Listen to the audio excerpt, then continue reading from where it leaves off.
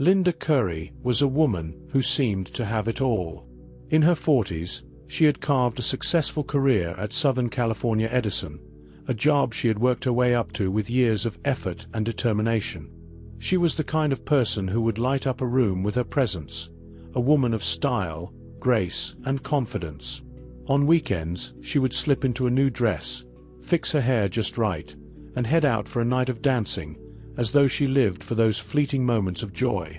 Her friends adored her, each of them seeing a woman who thrived on life's simple pleasures, fashion, friends, and fun. But Linda's life took a turn when she met Paul Curry. He seemed different from the men she had dated before, intelligent, sharp-witted, and to her, a mystery worth solving. A self-proclaimed genius, Paul had won thousands of dollars on Jeopardy! And was a proud member of Mensa. To Linda, he was more than just a man with an impressive intellect. He was someone who could offer a new perspective on life. She had always admired intelligence, but Paul's self-assurance was something she had never encountered. As their relationship blossomed, Paul revealed himself to be someone who needed constant validation. He constantly reminded Linda of his genius, boasting about his knowledge, his accomplishments, and his ability to outthink others. To some, his ego bordered on arrogance, but Linda was too smitten to see through the surface. The proposal came less than 2 years into their relationship. They got married quickly, and Linda couldn't have been more thrilled. It felt like everything had fallen into place. Yet, her friends weren't so sure. They noticed the red flags. A man who constantly bragged about his intelligence but didn't seem to have much else to offer. A man who seemed more concerned about being admired than about genuinely connecting with others. Still, Linda was in love, and nothing else seemed to matter.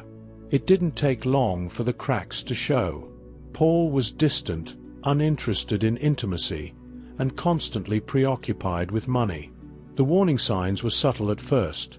Paul's insistence on a life insurance policy with him as the beneficiary, his obsession with Linda's finances, and his frequent mention of the future in terms of wealth. Linda hesitated, but Paul's charm and reassurance made her feel safe.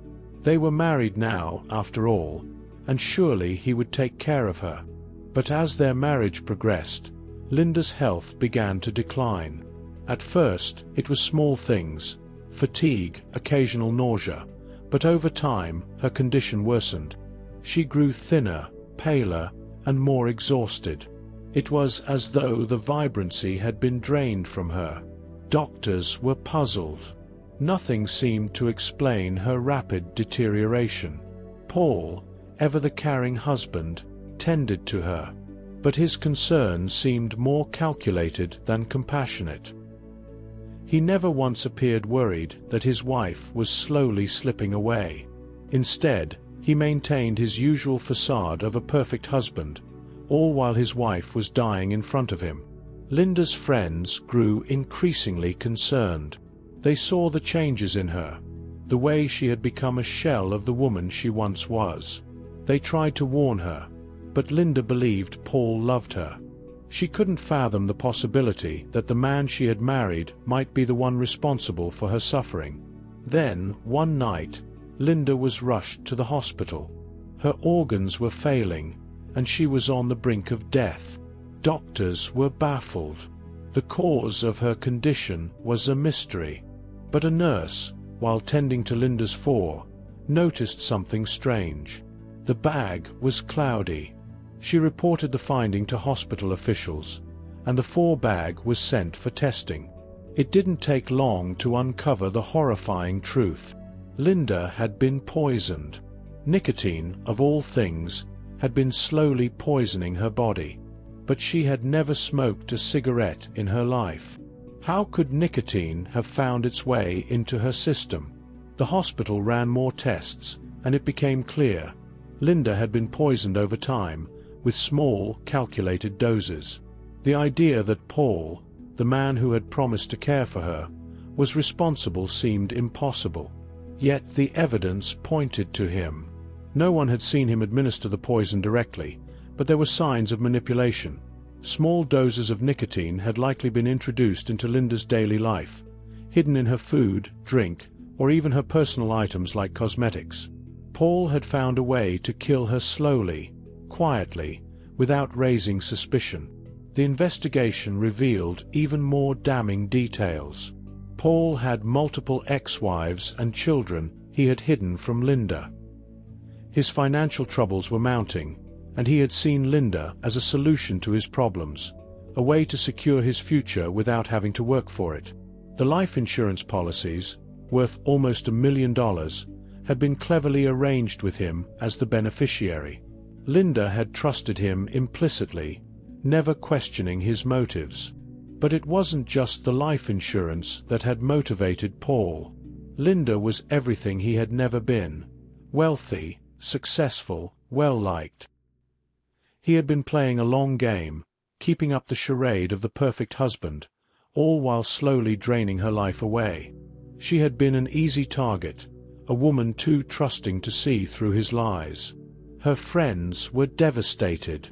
They had watched Linda become someone unrecognizable, her spirit crushed by the man she had loved. They couldn't understand why she had stayed with him, why she hadn't left when the warning signs were so clear. But in the end, it wasn't just love that had kept Linda with Paul. It was manipulation. He had slowly and methodically convinced her that he was the only one who cared, the only one who could truly make her happy. After months of investigation, the evidence finally began to mount against Paul. He had played the perfect husband, but behind closed doors, he had been the mastermind of Linda's death. Prosecutors found traces of nicotine in her personal belongings: makeup, lotions, anything she might have come into contact with on a daily basis. In the end, Paul Curry was arrested and charged with the murder of Linda Curry. His genius, his ego, and his desire for control had led to his downfall. He had used Linda as a pawn in his own twisted game, and now he would pay the price for it. Linda's friends, though heartbroken by her loss, found solace in the fact that the truth had finally come out. Paul would never again be able to hide behind his charm. Linda had been taken too soon, but her death had exposed a man who had thought he could get away with murder.